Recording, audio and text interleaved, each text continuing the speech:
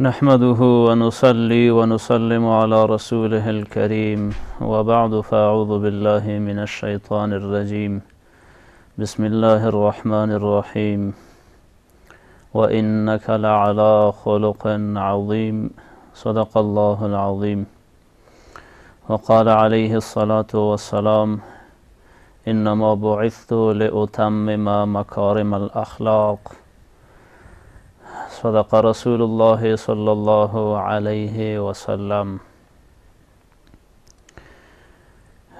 خلق خوش خلق را شکار کند، خلق خوش خلق را شکار کند، خلق خوش بیش از این چه کار کند. و بعد، السلام علیکم و رحمت الله و برکاته. عزیزای نهایت قابل قدر اعم هست، برادران، خواهران و مادرانی که همکنون بنده را از پرده تلویزیون در برنامه پاسخ نور تماشا داری. خدا کنه که جور و صحتمند و سرحال بوده باشی و لباس عافیت بر تن داشته باشی و الله متعال همه را از گزند دشمن، از آفات و بلیات زمینی و سماوی در حفظ و امان خود داشته باشه. باز هم آمدیم به خدمت مسلمانان و هموطنای خویش در برنامه. الله کریم جل مجده همه ما را واقعا بنده ای که مرضی الله متعال باشه، الله متعال همه را بگردانه. خواستیم که بحث برنامه ما در پیرامون اخلاق و آداب نبوی صلی الله علیه و سلم باشه. به طور مقدمه عرض کرده باشم که دین ما جنبه های مختلف داره. دین و شریعت ما تنها نماز خواندن و زکات دادن یا حج کردن یا کلمه خواندن نیست، بلکه ابعاد و شاخه های مختلفی در خود داره که هر شاخه و ابعاد شریعت ما از دیگرش مهمتر و اهمتر است. از جمله شاخه هایی که دین مبین اسلام داره آداب و اخلاق شرعی یا محمدی یا نبوی می باشه. اگر ما به نمازهای خیش پابند باشیم، اگر ما صدقه دهنده باشیم و اگر ما حج کرده باشیم، بارها به حج رفته باشیم و نمازهای نافله داشته باشیم، نمازهای تهجد داشته باشیم و سایر نمازهای نافله‌ای که ما انجام میتیم، اما اخلاق ما، روش ما، کرکتر ما خوب نباشه، محمدی و شرعی نباشه، ما مؤمن کامل نیستیم. بناهن در ضمن نماز خواندن، در ضمن حج رفتن و در ضمن کلمه خواندن، یک مسلمان باید اخلاق محمدی داشته باشه. وقتی که ما اخلاق محمدی داشتیم، باز ما مؤمن کامل هستیم. همان اخلاقی که رسول خدا علیه السلام داشت. گرچند تشریح دادن و توضیح دادن اخلاق پیغمبر علیه السلام در چند دقایق محدود نمیشه ما را توضیح بدیم، خب مشت نمونه خروار به خدمت شما ما به عرض می رسانم. خداوند اول گوینده را و ثانیاً شنونده های ما را، مرد و زن، همگی جوانها، دکاندارا، کراچیوانا یا فرض مثال کسایی که در هر جایی هستن و فعلا بنده را تماشا دارن، خداوند همه ما را با اخلاق بسازه. فایدهش چی است؟ فایدهش ما پیشتر به شما مختصرا عرض کردم که خلق خوش خلق را شکار کند. اخلاق زیبا که داشتی خلق شکار میکنی. انسان ها همه عاشق و محب تو میشن، به تو گرفتار میشن. بله مشنوی مهربانی.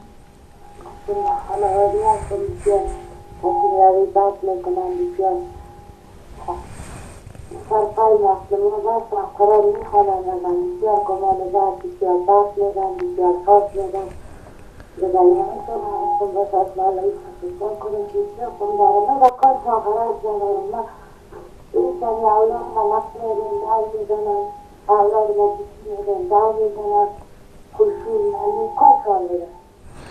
درست. من سوالتان گرفتم همشیره، انشاءالله من مختصر به جوابات شما میپردازم، شما از پرده تلویزیون شنوا باشی.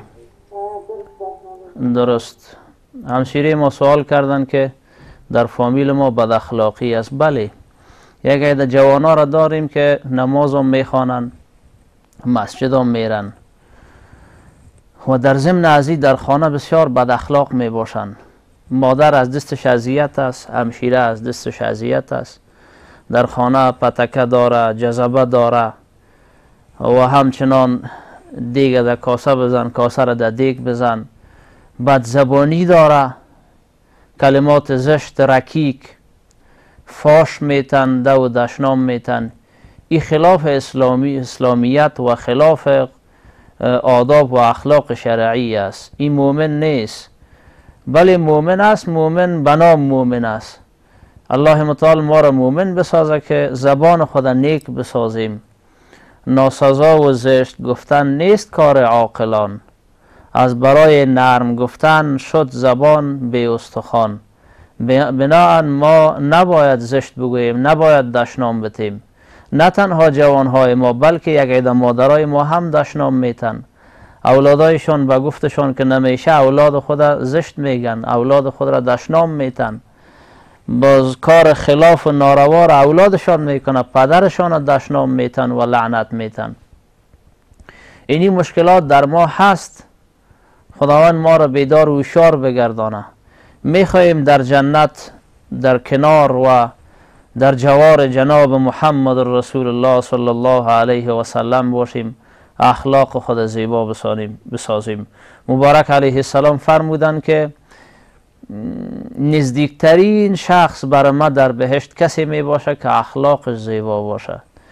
نزدیکترین شخص در جنت به همراه ما کسی می باشه که به اهل خود اخلاق نیکو داشته باشه، به همراه خانم خود اخلاق خوش داشته باشه. مبارک علیه السلام فرمود که بهترین شما اونمو کسی است که اخلاق زیبا به همراه عیال خود داره. و ما که هستم، مبارک میفرمایم، ما که هستم به همراه عیال خود بسیار اخلاق زیبا دارم. بناهن بر شوهر مناسب نیست نمیزیبه که خانم خود دشنام بته. اگر خانمش بالفرض خانه را جارو نکرده یا دیگی را خراب پزیده یا کدام کار خلاف دیگری کرده، زشت نگویه، دشنام نته، که متاسفانه نه تنها خودش بلکه پدرش، مادرش، قومش دشنام میته. و ایست که روز به روز کینه ها و کدورت ها در میان ما زیاد میشه و محبت زدوده میشه و ربوده میشه و گم میشه. بنان اخلاق داشته باشیم. از جمله اخلاق یکی سلام گفتن است که در خانه داخل شدیم، اگر خانم ما در خانه بود السلام علیکم و رحمت الله بگوییم. متاسفانه در بسا جایها ما سراغ داریم و دیدیم و شاید شما هم دیده باشه یا میشه که همین کسایی که فعلا مرا میبینه خودشان در این مرض مبتلا باشن، در خانه داخل میشن، به خانم خود با اولاد خود سلام نمیتن. آرشان میگه که چگونه من با اولادم سلام بگویم، چگونه به اولادم سلام بگویم. رسول خدا صلی الله علیه و سلم فرمودند در خانه خالی وقتی که داخل شدی سلام بگو. در خانه خالی که داخل میشی بگو السلام علینا. اگر مردم بود خفه به ها السلام علیکم، اگر نه که مردم نبود السلام علینا گفته شد. به هر تقدیر فهیمه خواهر ما از کابل.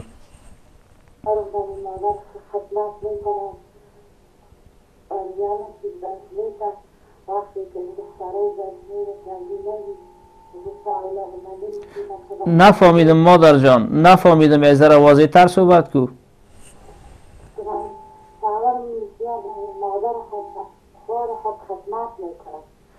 کی خدمت میکنه؟ درست با مادر خود خدمت میکنه.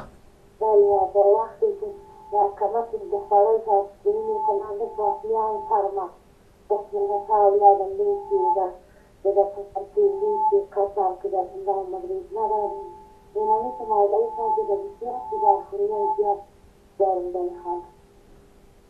خب شوهر شما خدمت به پدر و مادر خود میکنه؟ و باز از طرف تو چی شکایت؟ از طرف من شکایتی است که وقتی کمک که وقت شد وقت بکنیم دارم پایسته آقایی همشی وقت فرمامی آنسته که بیاره مغری تو کاری تو بستی مغری تو کاری میگم از برای خدا ما کاری نکردن ما نمیکنم. یعنی خسر خشوع سرتون تاخت و تاز میکنن؟ درست درست درست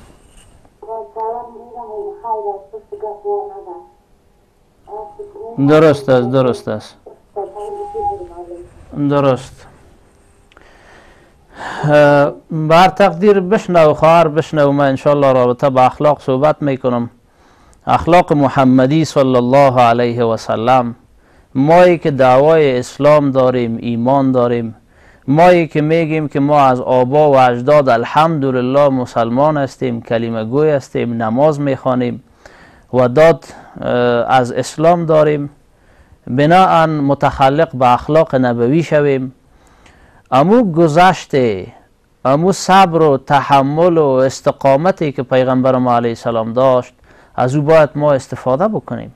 میخواهیم در زندگی ما روز به روز بهبودی بیاید، میخواهیم که آسایش و آرامش در زندگی ما، در جامعه ما، خصوصا در فامیل ما، در بین ما برادرها، در بین برادر خواهر، در بین برادرزاده و کاکا، در بین خشوع و خسار، در بین سنو و خشوع، در بین سایر مسلمان ها، در هر جایی که ما زندگی به سر میبریم، راه بهبودی زندگی ما، آسایش و آرام و رفاه و عافیت ما یگانه و یگانه اخلاق است. خلق خوش خلق را شکار کنه، ایره یاد بگیره.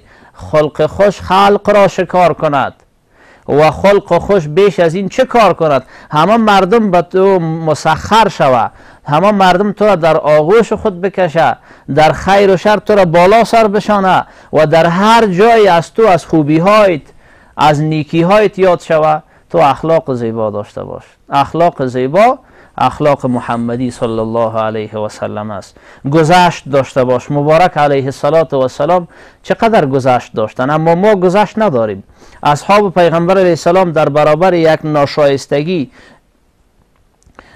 چگونه روش داشتن، چگونه اخلاق داشتن. علی رضی الله تعالی عنه یک روز در خانه نشسته هست و خادمشان غلامشان میرن پشت طعام و نان. وقتی که غلامشان یا خادمشان طعام میارن، اما کاسه قطخ از دست غلام خطا میخوره و به سر حضرت علی رضی الله تعالی عنه و علی صاحب رضی الله عنه همه قطخ پر میشه و لباسش آلوده به امو طعام هر چیزی که بوده. حضرت علی صاحب به طرف غلام خود نگاه میکنه، نسبتا خشم میشه و غلامش چون آدم بسیار ورزیده بود، آدم نیک بود، به طرف علی صاحب که سیل کرد، و علی صاحب میفرماید که والکاظمین الغیظ، والکاظمین الغیظ، مومن کسی است که خشم خود فرو میخوره. وقتی که این آیت خوان به حضرت علی صاحب، حضرت علی صاحب گفت برو خشم خود فرو خوردم. باز در دل حضرت علی صاحب البته چیزی باقی مانده بود، دوباره خوان که والعافین عن الناس، مومن کسی است که درگذر میشه از خطای مردم. یعنی من قصدن این کار نکردم که سر چپه کرده باشم، خب خطا شد دیگه، از انسان خطا میشه، از خطا هیچ کسی هم خالی نیست. حضرت علی صاحب گفت که تو را بخشیدم و از خطای درگذر شدم. غلامش خوان که والله یحب المحسنین، الله متعال نیکوکارا را دوست داره. در اینجا گذشته یاد میته. ما باید در خانواده خود گذشت داشته باشیم. اگر یک خطا و یک گناه، یک سهوی فرض مثال از خشوع سر میزنه یا از خسر سر میزنه، ما او اینقدر مشکل بسیار کم را ما نکنیم که او را زیاد بسازیم تا ای که زندگی خود خراب بسازیم.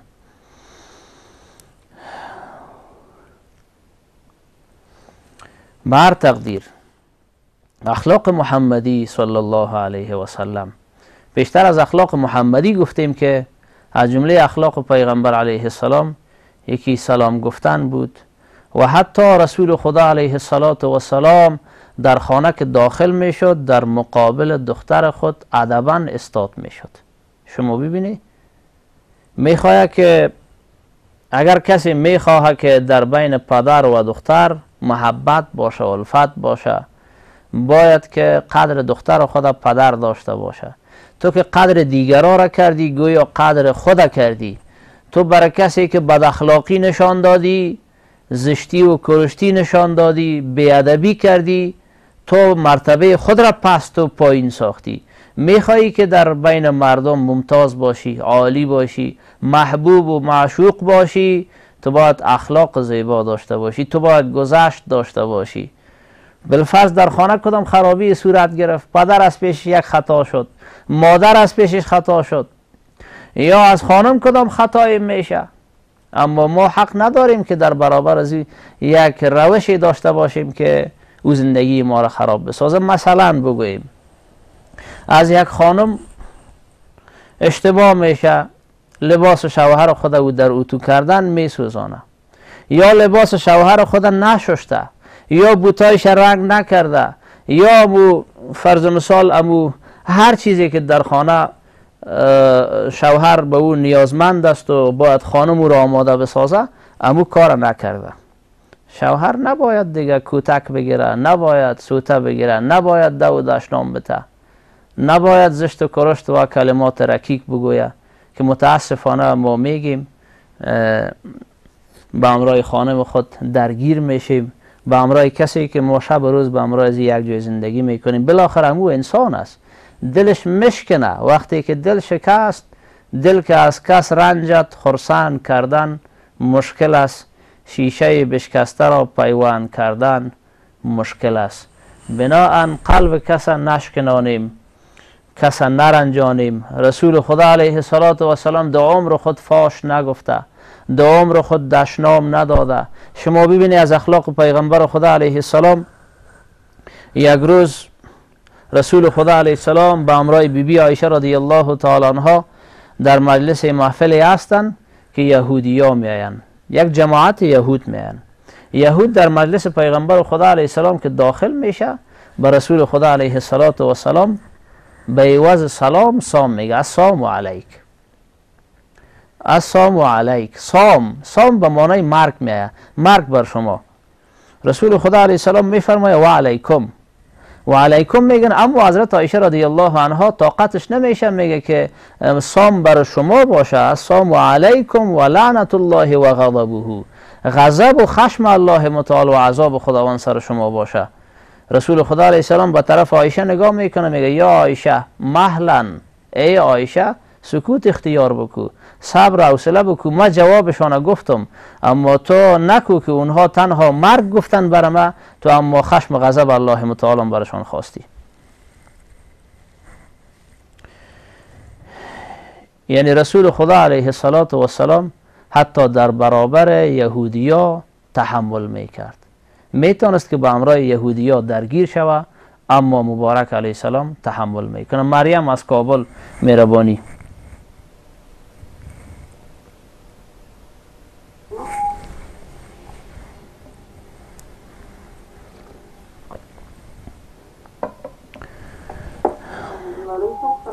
علیکم سلام و رحمت الله. بفرما.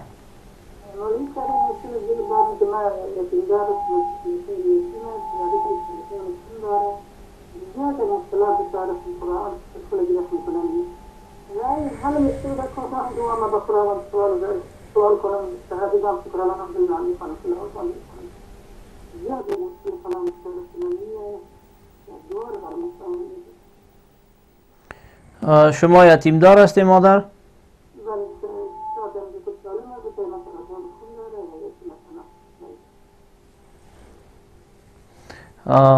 سوالتان درست نفهمیدم. گفتی ما یتیم دار هستم، چه کرده یتیما؟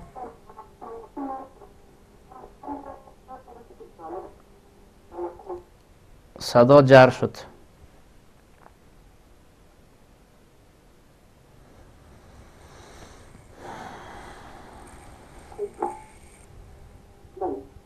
مشنوم. بله بسم مشنوم بله. گفتم که در صورت دشمن سرطان خون داره و چند اولاد مزور است و یکی اولاد ما میره مثل سلام بسیار هستم امیر از برای دیوار انسان میتونم تحضیرم شکر الحمدلله میکنم تلاوت ها میکنم یا به خدا خودی درست است مادر، سوالتان گرفتم. بله، 2 تا اولاد شما گفتی چی داره؟ سرطان خون داره؟ درست است مادر، بشنو. درست درست است، من مطلب گرفتم.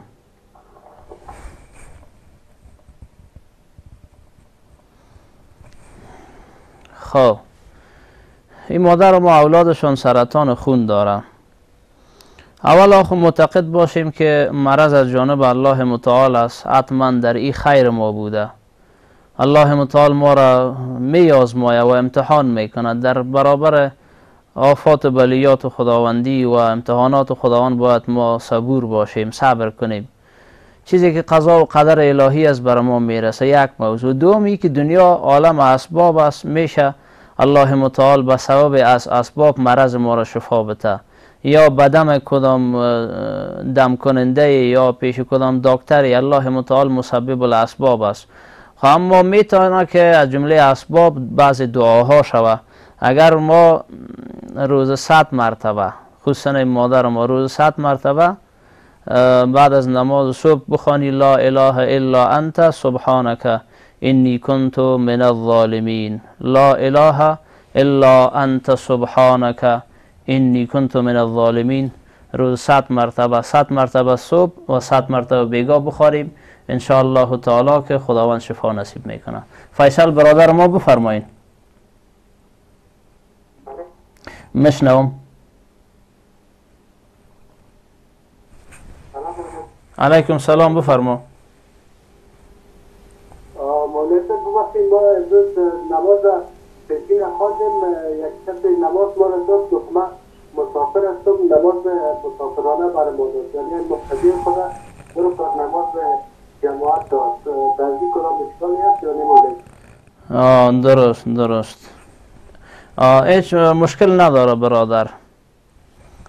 رسول خدا علیه السلام مبارک وقتی که به جای مسافر می بودن و جماعت می دادن، امامت می کردن، قبل مقتدیای خدا، اونایی که مقیم بودن مسافر نبودن، برشان می گفت که ما مسافر هستیم، یعنی نماز ما قصر است، 2 رکعت است، شما باز بخیزین نمازتان تمام بکنی. بله این مسئله شرعی است، هیچ مشکل نداره. او مولوی صاحب کار درستی کرده و مقتدیایش هم کار درست کرده و امام پیش از نماز باید بگوید مقتدیای خدا که ما مسافر هستم، بنان شما نماز داره به اتمام برسانی.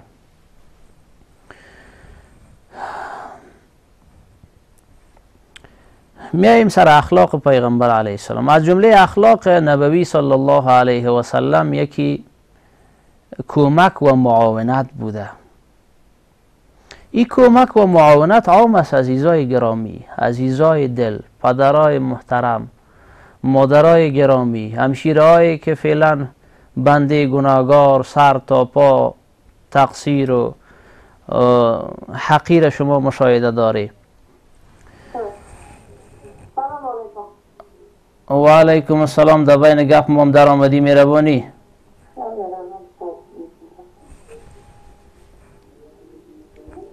بفرما. و علیکم السلام، بفرما مادر.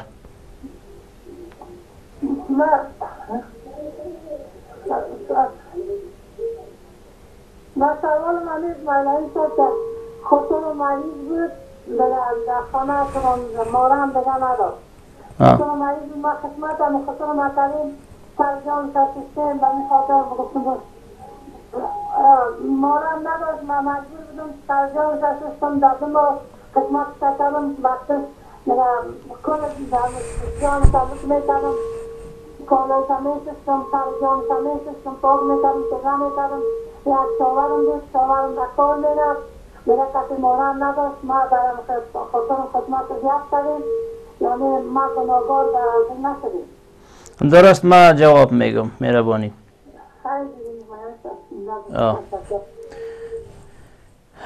خب شما که خدمت خسرتان کرده، الله متعال شما را اجر دارین نصیب بگردانه و انشالله گشتانده. خب یک نکته را باید متوجه باشیم در خدمت خسر یا پدر. مثلا کسی پدری داره، پدرش موی سفید شده، ضعیف و علیل و ناتوان شده، نمیتونه به سر وضع خود برسه، لباس خود بپوشه یا قضای حاجت بکنه، و می امورات رسیده نمیتونه. اول خدمتش سر از جمله اولادایش است، سر پسرایش است، سر بچه هایش است که بچه هایش باید خدمت بکنه، چون اونا همجنسش هستن و این تعلل شدن نمیتونه که والا ما در کار مصروف هستم. در کار مصروف هستی، بیگاه که آمدی به خدمت پدرت باش، لباسش تبدیل بکو، یک شو باد یا دو شو باد یا سه شو باد که خانه میایی، باید که تو پدرت اگر به غسل نیاز داره پدرت غسل بده، نمان که خانم تو را غسل بده. اگر او هم داد، اگرچه او برش محرم بوده، خب اما از او که پیشتر باید بچهش بکنه. یا اگر کسی پدرش مریض است، پدر مریض است، ضعیف است، ناتوان است، باید که او را اولادش، بچه هایش او را به خدمتش برسه. یعنی اگر دخترش هم خدمت پدر خودم میکنه، این جایز است و روا است، اما بهتری است که بچه بکنه که هم جنسش است. یک وقفه کوتاه داریم، انشالله بر میگردیم به خدمتتان. بسم الله الرحمن الرحیم. باز هم به خدمت هموطنای عزیز و قابل قدر ما قرار داریم در برنامه پاسخ نور. شماره ای که در صفحه تلویزیون به نظر میرسه، میتونی به او شماره شما تماس بگیری و مشکلاتی که داشته باشی با ما به اشتراک بگذاری. عزیزای محترم، آمدیم رابطه با اخلاق نبوی.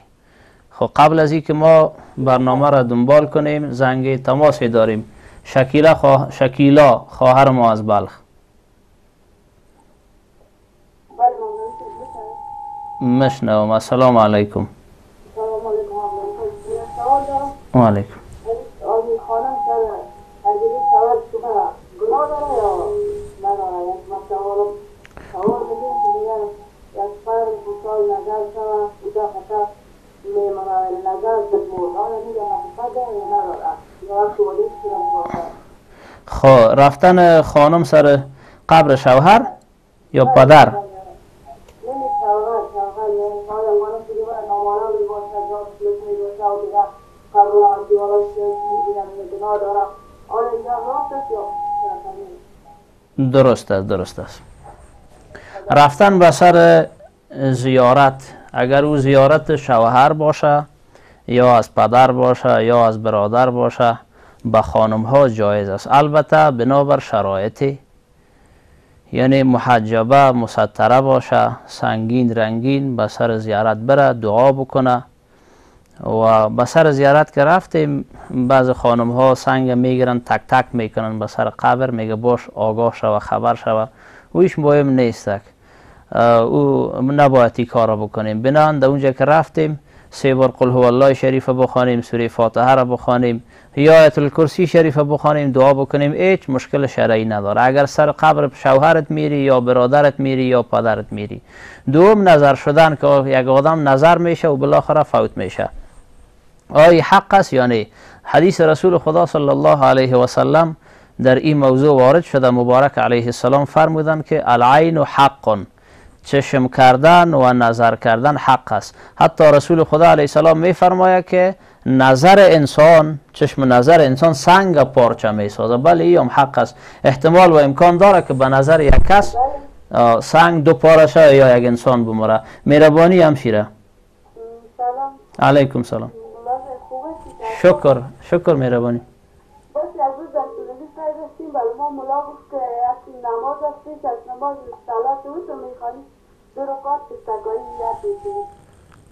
در رکعت اول که زلزله را میخوانی، باز در رکعت دوم کلیه را گفتیم امیر از خودش پرسان کنیم تو بخوانیم امیر نماز این چه قسمت؟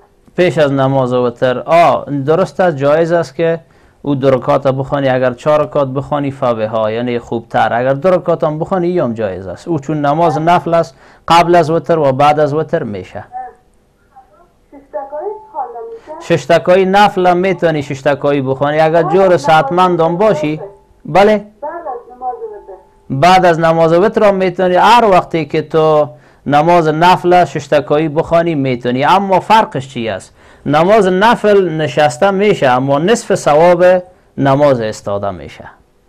نماز استاده که جور ساعتمند باشی، نماز نفل استاده بخوانی ثوابش پوره است. اما نماز نفل که نشسته بخوانی ثوابش نصف میشه. یعنی روا هست، جایز است، خود ثوابش کمتر از دیگه. بخوانی آسف بخوانی. تام زنده باشی، بخیر باشی. از اخلاق رسول خدا علیه السلام کمک معاونت بود. یک حکایت بسیار مختصر به نظر میرسه در کتاب البدایه و نهایه، کتاب تاریخ معتمدی که ما در او کتاب به نظرم رسید مطالعه کردم. رسول خدا علیه السلام 10 درهم به جیبشان بود. به طرف بازار شدن، رفتن و از بازار یک لباس به قیمت 4 درهم برای خود گرفتن. در مسیر راه وقتی که پس بازگشت کردن به همراه یک فقیری سر خوردن، یک سوالگری. یک صحابی انصاری بسیار فقیر بود. گفت یا رسول خدا صلی الله علیه و سلم، فقیر هستم، بیچاره هستم، لباس ندارم، اگر لباس برام بدی. رسول خدا علیه السلام همین لباسی را که خریده بود برای مو فقیر داد. مبارک علیه السلام دوباره رفتن به بازار و از بازار رخت و لباس به 4 درهم برای خود خریدن. که خریدن دوباره برگشت کردن که در مسیر راه یک کنیزک بوده. کنیزک بوده و او گریه داره، زار زار گریه میکنه. رسول خدا صلی الله علیه و سلم میپرسه که ما یبکی که چی چیز تو را به گریه آورده. خب برادر ما تماس گرفتن، مهربانی.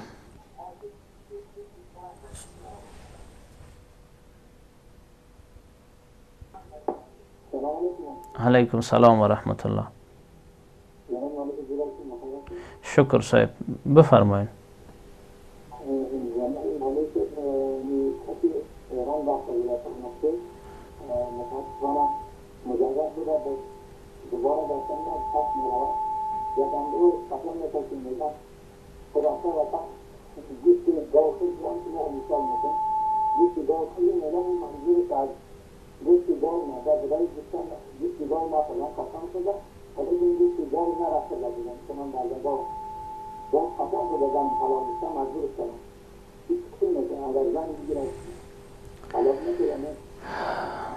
این برادر ایران رفته، باز در ایران چی گفته؟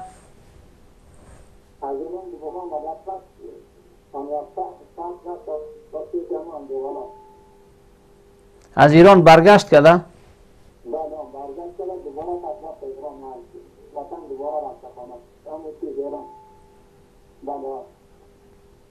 درست. باز در خانه که آمده چی گفته؟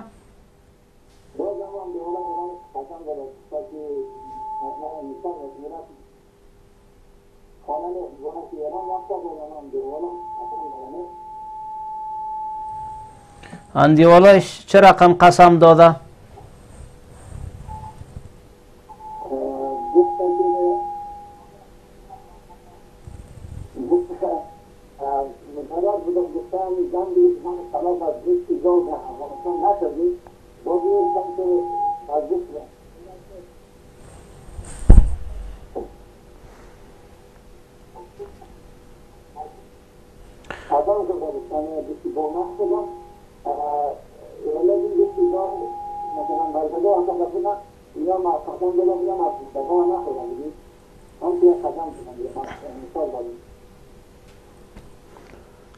سوال ما درست نفهمیدم.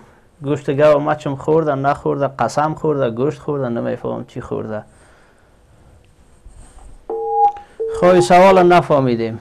اما علما مولوی صاحبایی که نزدیک هستند در محله و منطقه مراجعه بکنه، انشالله مشکل حل میشه. من سوال درست نگرفتم که چی خورده بود تو برادر، گوشت گاو خورده بود یا از گوسفند خورده بود. به هر تقدیر رسول خدا صلی الله علیه و سلم دوباره از بازار وقتی که لباس برای خود گرفتن آمدن، به همراه یک کنیز سر خوردن و او کنیز گریه داشت. رسول خدا علیه السلام پرسید که چرا گریه داری؟ گفت که مرا بادارم با طرف بازار روان کرده، گفته 2 درهم بگی و آرد بیار. ما امو 2 درهم از پیشم گم شده، اینال اگر ما در خانه برم ما تهدید میشم، زده میشم، کوفته میشم، بنان ما چی جواب بتم؟ رسول خدا علیه السلام 2 درهمی که می داشته باشه به او کنیزک میته. کنیزک 2 درهم گرفته باز هم گریه داره. رسول خدا علیه السلام روان میشه، دوباره برگشت میکنه، میگه چرا گریه داری؟ تو را خود 2 درهم دادم که آرد بخری یا جو بخری، هر چیزی که پشت هر چیزی که روانش کرده بود. او کنیز میگه که آره ما خو ایره آرد یا جو یا جواری هر چیزی که لازمه است او را میخرم، اما ناوقت شده، ما که خانه برم مرا لط میکنن. رسول خدا علیه السلام میفرماید که ما به همراهیت میرم. به هر تقدیر حکایت به یاد ما باشه، انشالله دنباله میتی میشه. مریم خواهر ما از کندوز. علیکم سلام.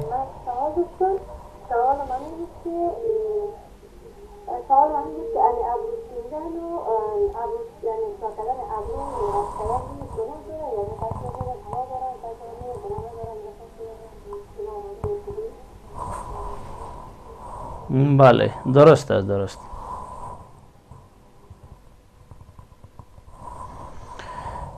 بله این یک مرضی است که اکثریت همشیره های ما به این گرفتار هستند و این را حتی گناه نمیدانند.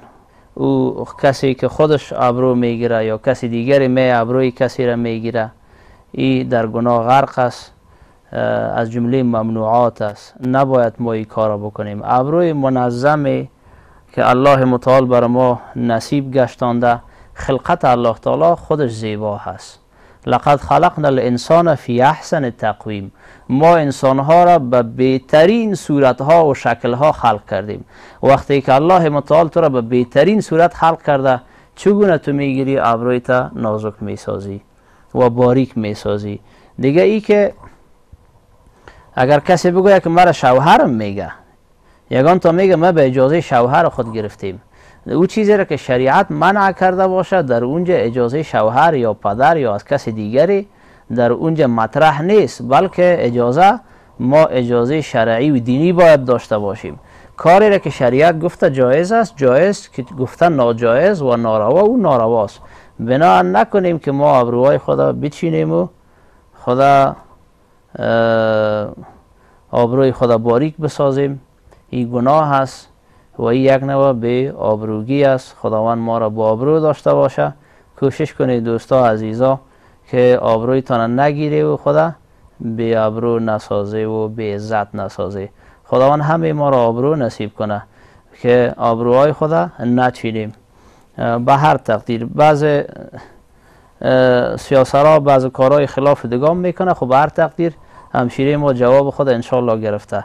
خداوند توفیق بده کل مادرایی که فعلا مرا میبینن، خداوند توفیق توبه را نصیبشان بگردانه. نگوین که والا این کار سخت است، ابروهای ما دبل است، باز بعد معلوم میشم. باز دیگه زنها مرا میگن که ابروهای تو چه بلا شده، ابروهای مرداواری است، سر من نام میمونن، لقب میمونن. نه، تو بگو که امی خلقتی را که الله متعال بر من نصیب گشتانده بهترین خلقت است. یکی از جمله اصحاب رسول خدا علیه السلام در پایش چیزی بر آمده بود. این بندای پایش، در بندای پایش چیزی بر آمده بود که نمیتونست پاچه‌های خدا بالا بکنه. خدایی البته او پاچه‌های خدا پایین میکرد تا سر بجلک پاچه‌های خدا پایین میکرد. رسول خدا علیه السلام وقتی که این مسلمان و صحابی خدا که دید، گفت چرا پاچه‌هایت از بجلکت پایین است؟ گفت یا رسول خدا صلی الله علیه و سلم در پایای ما عیب است، اگر ما پاچه‌های خدا بالا کنم عیبش معلوم میشه. مبارک علیه السلام فرمود، گفت چیزی را که الله متعال خلق کرده او عیب نداره. چیزی را که خدای پاک خلق کرده او عیب نداره. تو در خلقت الله تعالی چطور عیب میپالی؟ او آبروی را که الله متعال به تو نصیب گشتانده ده او چطور تو عیب پیدا میکنی؟ بنان او عیب نداره دیگه. تو نکو کوره بگیری باریک بسازی. این گناه داره همشیرا. کوشش کنیم که ثواب و گناه را بفهمیم و بدانیم و احتراز بکنیم، سر نفس خود پای بانیم تا ای که ما عاقبت خود مد نظر داشته باشیم، مرگ میر خود مد نظر داشته باشیم، روا و ناروا را باید تفکیک بکنیم به هر تقدیر. اخلاق پیغمبر ما علیه السلام بسیار زیبا اخلاق بود. به همراه کنیز روان میشه تا پشت خانه، به خاطری که کنیز تهدید نکنن. در اونجا که میره رسول خدا علیه السلام به اهل خانه سلام میته. یک بار سلام میته جواب نمیتن، دو بار سلام میته جواب نمیشنوه، بار سوم که سلام میته باز اهل خانه جواب میگه. و علیکم السلام. مهربانی همشیره. مشنو مهربانی.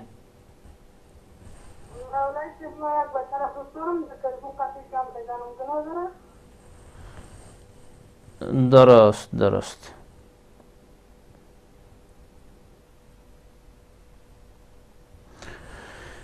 خب همشیره ما میگه ما به همراه یک بچه تماس دارم و گپ میزنم. البته کار نامناسبی است همشیره گرامی، چون شاید این صحبت های را که میکنی پت پوشیده بکنی، پدرت خبر نداره، مادرت خبر نداره و همچنان برادر خبر نداره و این را ننگ و عار میدانی. رسول خدا علیه السلام میفرماید کاری را که شما در ملأ عام کرده نمیتونی، در خفیه او را انجام میتی، او گناه هست. بنان ای هم گناه داره. اگر او بچه را دوست داری، او بچه واقعا آل صالح باشه و آدم نیکی باشه، با خدا باشه، سیال شریک شما باشه، پس شما با هم ازدواج بکنی. او بچه به خواستگاری یا خواستگاری از طرف دختر هم مشکل نداره، بچه را دختر انتخاب بکنه میشه. اما ای که سالهای متمادی شما با هم صحبت داشته باشی و بالاخره کلمات بسیار تا و بالا شه و با هم نرسی، ازدواج هم نکنی، گناه داره همشیره.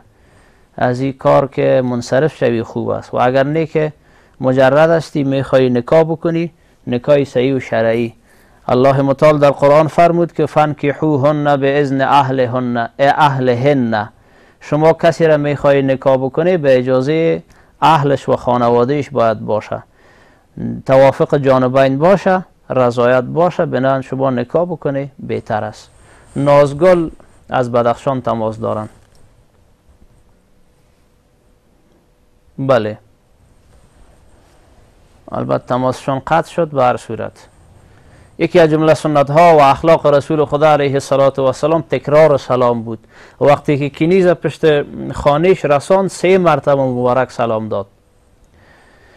و اهل خانه چرا سلام پیغمبر علیه السلام جواب ندادن؟ به خاطر که رسول خدا علیه السلام عجیب سلام میداد. مثل ما وری نبود که سلام برسه یا از دور صرف دست خدا بالا بکنیم سلام نگوییم. سلام گفتن از دورم جایز است، خب با شرطی که به همراه دست بالا کردن سلام بگوییم. السلام علیکم. بعضها دست خدا تنها بالا میکنن. از جمله سنت پیغمبر علیه السلام است که السلام علیکم بگوییم. و دوم سنت و اخلاق رسول خدا علیه السلام این بود که وقتی که سلام میگفتن کسی سلام جواب نمیداد دوباره سلام میگفتن. حتی 3 مرتبه مبارک علیه السلام سلام میگفتن، ننگ نمیکردن. ما ولی نبود که یک بار سلام گفتیم که جواب نداد او علی یک متکبر است که سلام بهم جواب نمیده. میشه این برادر فکرش نشده باشه، انسان هستیم. به هر تقدیر نجیب از لوگر تماس دارن. مهربانی. و علیکم السلام. مهربانی. شناختمت. مهربانی.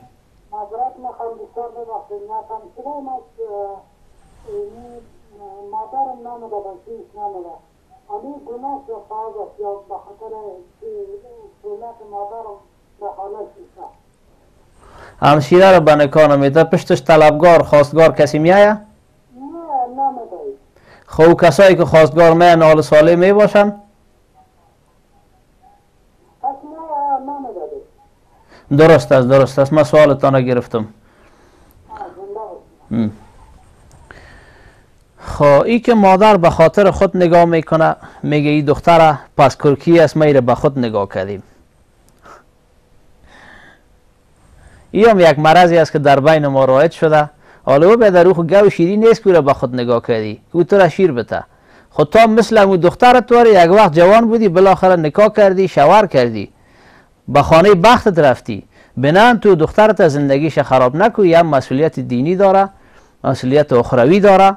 بنان دخترت میفهمی یک کسی پشتش طلبگار و خواستگار میه که مسلمان است و همچنان سیال است، از هر لحاظ برابر است، او را به نکاح بده. الله متعال از یک طرف دیگه وسیله تو مادر میکنه و تو میشه که پسر داشته باشی، پسرای تو، بچه های تو باید خدمت تو را بکنه. دخترت اجازه بده و از شرم و از ننگ و از عار در برابر تو چیز گفته نمیتونه و دل از او هم او میشه. خب بالاخره اون دخترت هم که دل داره دیگه، وقتی که دلش به نکاح میره تو را نمیمانی، سخت گناهگار هستی مادر جان. خداوند همه ما را توفیق بده که به شریعت خود پابند باشیم. نجیب برادر ما تماسشون البته قطع شده. مریم خواهر ما مهربانی. و علیکم شکر مهربانی.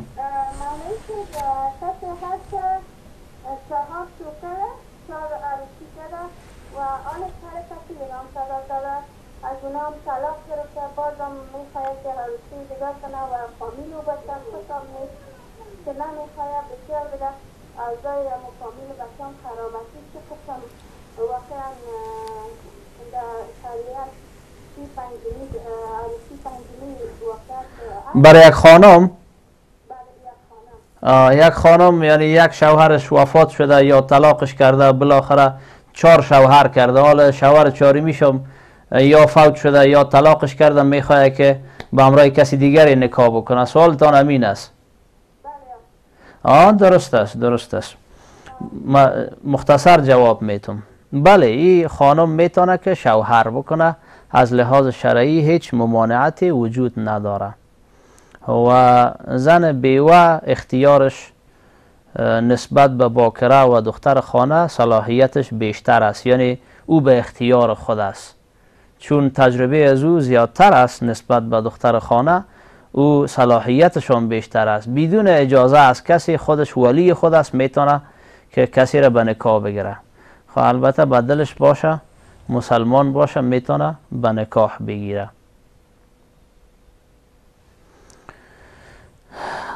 به هر تقدیر رسول خدا علیه السلام سلام تکرار میکردن.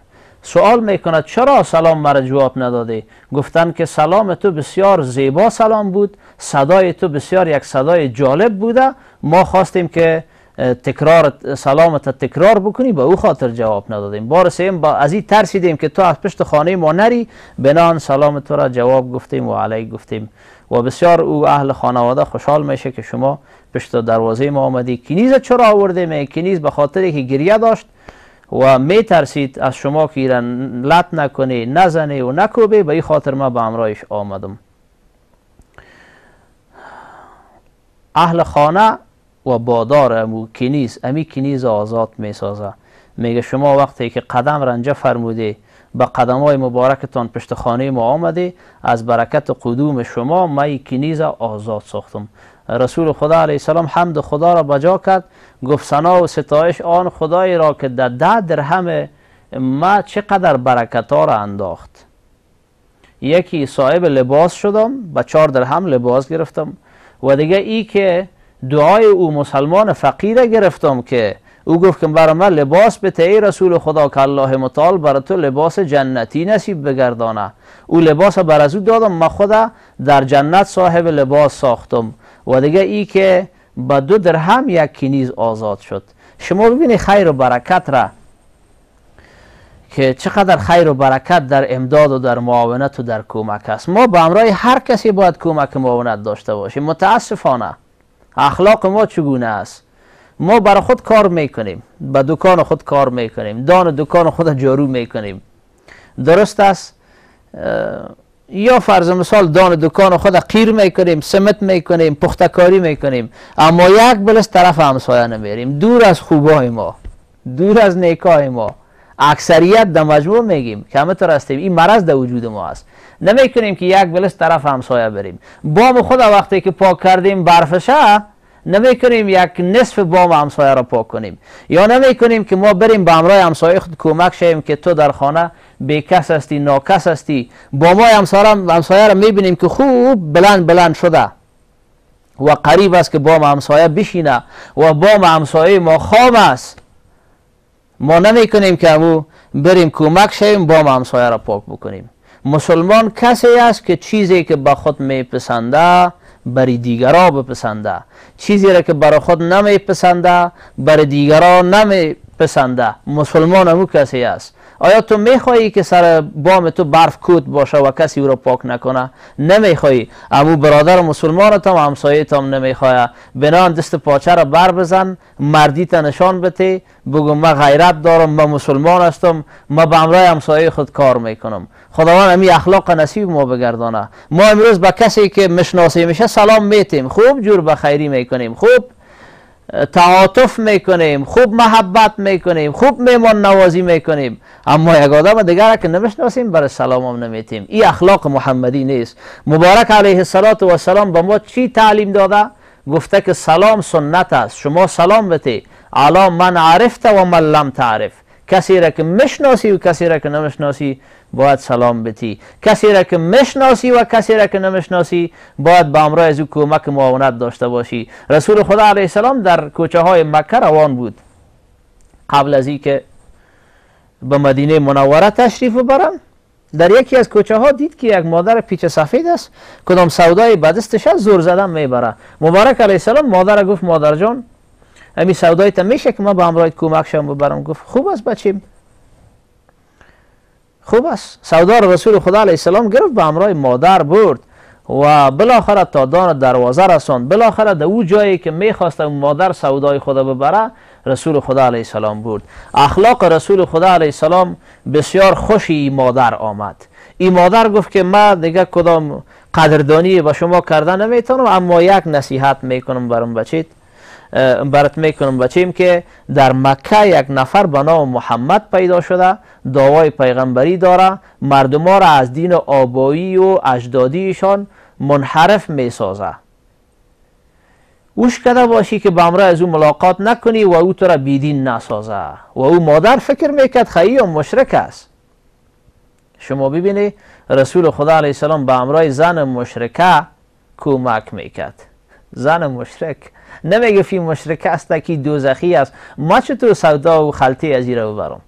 یا نمیگفت که من خود نبی خدا هستم، من پیغمبر خدا هستم، من چگونه کمک شوم؟ رسول خدا علیه السلام برد او مادر برش نصیحت کرد که تو را محمد گمراه نسازه. خب گفت محمد خب خودم هستم، ابو محمدی که تو مرا منع میکنی که ما به همراه از اون ملاقات نکنم، مرا بیدین نسازم، محمد خودم هستم. خب گفت محمد خودت هستی، اما قدر دین شما زیبا و شیرین است، کدام کلمه است که ما با او کلمه را بخوانم به دین تو داخل شوم؟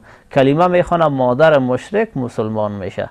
از اخلاق رسول خدا علیه السلام. خداوند همه ما را متخلق به اخلاق الله و به اخلاق رسولش صلی الله علیه و سلم بسازه و الله متعال زندگی همه ما را خوب بگردانه و الله متعال جامعه ما را، فامیل ما را، همه کشور ما را به اخلاق رسول خدا صلی الله علیه و سلم متخلق بگردانه. چون که وقت برنامه ما تمام است، از اینکه شما ما را همراهی کردید این برنامه صحبت‌های ما را شنیدید، الله متعال شما را با ابرو و با عزت داشته باشه و عاقبت همه ما را به خیر و با عافیت و با ایمان بگردانه. السلام علیکم و رحمت الله. تا بحث برنامه آینده شما را به الله پاک و منان مسپارم. السلام علیکم و رحمت الله.